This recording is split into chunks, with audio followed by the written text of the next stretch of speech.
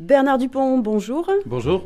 Vous êtes conseiller départemental délégué au sport et président du réseau Sport 64, qui englobe le Nelson Payou et le Prytanée sportif. Nous allons y revenir. Vous êtes partenaire, enfin le département des Pyrénées-Atlantiques ainsi que le réseau Sport 64 est partenaire des trophées Pyrénées Sport que nous organisons chaque année, qui met à l'honneur aussi bien nos champions, nos athlètes de haut niveau que du sport amateur.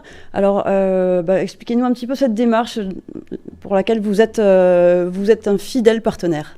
Un fidèle partenaire, je dirais, et fier de l'être parce que d'abord la République est un vecteur de communication et de développement du sport qui est assez exceptionnel, d'une part, mais parce qu'aussi le sport est véritablement pour la vie des jeunes, puisque dans cette démarche-là, c'est surtout les jeunes qui sont concernés, eh bien le sport c'est véritablement quelque chose qui leur permet de s'épanouir, qui leur permet de mieux réussir sur un plan scolaire, sur un plan de la concentration, de leur équilibre personnel, humain et professionnel plus tard. Donc je pense que quand on valorise les clubs sportifs au travers du trophée des sports, ou les comités départementaux, ou les records développés ici ou là par certains sportifs de haut niveau, eh bien, mais je pense qu'on crée une vitrine qui elle-même a son effet d'entraînement et développe ces valeurs qui sont capitales pour les jeunes.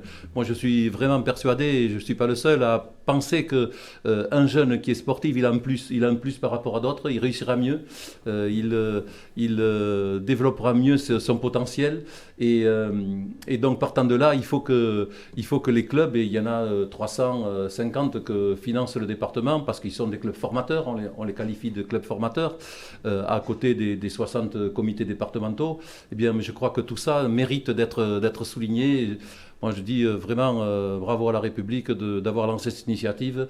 Et pour le département, c'est presque, je dirais, un privilège d'être associé à cette démarche. Pouvez-vous nous parler des missions du département en ce qui concerne le sport ? On parle souvent du social, on parle moins du sport. Oui, on parle moins du sport, c'est vrai, quelquefois je le regrette un peu, mais bon, globalement, je pense quand même qu'il y a une prise de conscience de l'intérêt de l'activité physique. Je parlerai plus facilement d'activité physique que du sport lui-même, parce que le sport sous-entend licence, sous-entend performance, sous-entend adhésion à un club, alors que l'activité physique, on peut la faire dans une association, on peut la faire de façon isolée, individuelle. Et donc, le département, lui, il a pour mission essentielle de soutenir les clubs, quelle que soit leur dimension, de soutenir les comités départementaux qui sont installés d'ailleurs pour la plupart d'entre eux au centre Nelson Payou, et également de soutenir les manifestations sportives. Alors les manifestations sportives, je dirais de toutes dimensions, que ce soit des manifestations locales, que ce soit des manifestations départementales, régionales ou nationales, accueillies dans le département, bien entendu. Le département les soutient financièrement. Et après il y a aussi ceux qui sont un cran au-dessus, les athlètes, enfin les espoirs du sport. Bon, tout ça, le département dépense avec les investissements liés aux initiatives des maires, des communes, des communautés de communes. Tout ça représente la somme annuelle de 5 millions d'euros à peu près. D'accord. Alors, vous l'avez évoqué très rapidement, on va revenir dessus. Vous avez parlé du centre Nelson Payou, justement, qui héberge, lui, une cinquantaine de comités sportifs, donc comité départemental de rugby, de kayak, de beaucoup de sports. Quel est le rôle de cet outil ? Comment fonctionne-t-il concrètement ? Alors, il y a ce que vous venez d'évoquer, c'est-à-dire tous les espaces mutualisés au bénéfice des comités départementaux. Il y en a une cinquantaine qui sont logés, disons, accueillis au sein du centre Nelson Payou. Il y en a également une douzaine à Bayonne, à l'annexe de Bayonne. Mais il y a également aussi, et je crois que ça c'est assez original et assez unique en France, il y a 75 espoirs du sport qui sont présentés par les comités comme ayant des qualités, des talents particuliers dans leur discipline, et qui sont également interne au centre Prytanée, qui lui-même a été fusionné avec le centre Nelson Payou. Alors là, il s'agit d'un internat, c'est ça ? Et oui. Quand vous parlez de grands espoirs, ce sont effectivement des espoirs de la section paloise, de l'élan béarnais. On trouve également des jeunes kayakistes, des jeunes handballeurs du billard handball. Bien sûr. D'accord. Alors, on l'avait évoqué l'an dernier, lors justement de la fusion du Prytanée avec Nelson Payou. Il y a tellement de demandes qu'il faudrait presque pousser les murs, c'est ça ? Où est-ce qu'on en est de ce point de vue-là ? Alors, on en est est que, en fait, si vous voulez, notre président, Jean-Jacques Lasserre, réfléchit beaucoup à un plan de développement, que ce soit à Pau, ici à Nelson Payou, que ce soit en Pays Basque, à Bayonne, un plan de développement de ces outils qui sont un peu, je dirais, le bras armé du département.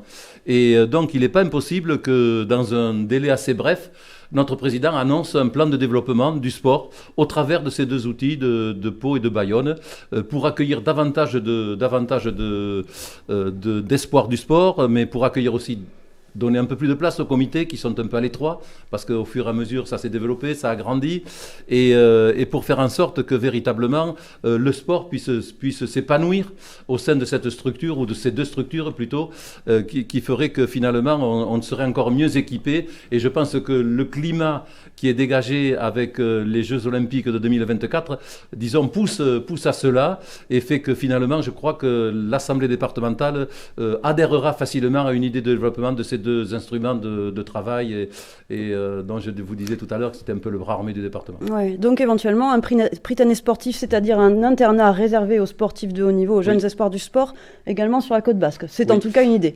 C'est ça, mais ce n'est pas un internat simple, c'est-à-dire qu'en fait, ces sportifs sont suivis sur un plan éducatif. Il y a par exemple 4 salariés qui interviennent pour les accompagner dans leurs études, de telle façon que le sport ne prenne pas le dessus et au détriment du niveau éducatif.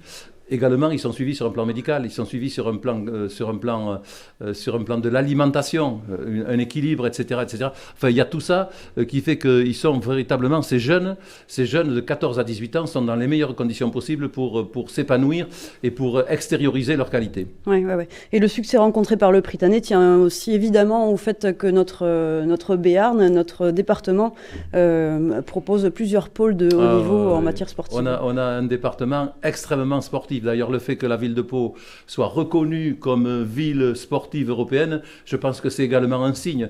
On a dans le département, Béarn et Pays Basque, on a 9 entités qui sont reconnues comme des entités professionnelles, même s'il y a un côté amateur assez marqué dans certaines. Mais malgré tout, on a vraiment toutes les grandes disciplines sportives nationales sont présentes dans les Pyrénées-Atlantiques. D'accord. En parlant de label, justement, le département a décroché le label Terre de Jeux. Alors concrètement, qu'est-ce que ça signifie ce label à 3 ans des Jeux de Paris 2024 ? Alors Terre de Jeux 2024, c'est un concept qui a été imaginé par Tony Estanguet, que a fait sien l'Association des départements de France, l'ADF, à laquelle appartient notre président qui est au bureau national, et qui a établi une charte que nous avons signée, que le département a signé. Donc c'est un engagement, si vous voulez, à respecter les valeurs de cette charte, ou les objectifs de cette charte. Et nous, alors, donc... il s'agit de sport de haut niveau. Est-ce que c'est un soutien au sport de haut niveau ? Est-ce que c'est plus populaire ? Pas que. C'est le sport de haut niveau, bien entendu, mais Tony Estanguet développe cette idée que moi je trouve assez intéressante, qui dit, si vous voulez, les médailles et les performances, tout ça, c'est très bien, les records, mais ce qu'il faut aussi, c'est mettre en mouvement la France qui ne bouge pas, la France qui est sédentaire, c'est-à-dire un Français sur 2. Et donc, quand on sait les bienfaits du sport pour le bien-être, mais aussi la santé, eh bien, on se dit que véritablement, il faut qu'on s'y engage. Alors, le département a délibéré sur un projet avec 6 objectifs. Et disons, en charge pour le délégué des sports, mais aussi pour le centre Nelson Payou, de mettre en musique tout ça et de faire en sorte qu'on donne du contenu à cette charte souhaitée par Tony Estanguet. Alors concrètement, ça va passer par quoi ? Par le sport scolaire, puisqu'on s'adresse aussi aux jeunes, par des soutiens à certaines activités ? Dans les collèges, on essaye de donner un surplus d'activités aux jeunes, par le biais notamment par le truchement des sections sportives. Il y a 2 collèges sur 3 qui ont une section sportive. Bon, il y en a 1 sur 3 forcément qui n'en a pas, et donc on essaye de convaincre que c'est intéressant. Bon, on sait par ailleurs que il y a certains professeurs d'éducation physique qui n'aiment pas trop ça, ils préféreraient avoir des sections multisports.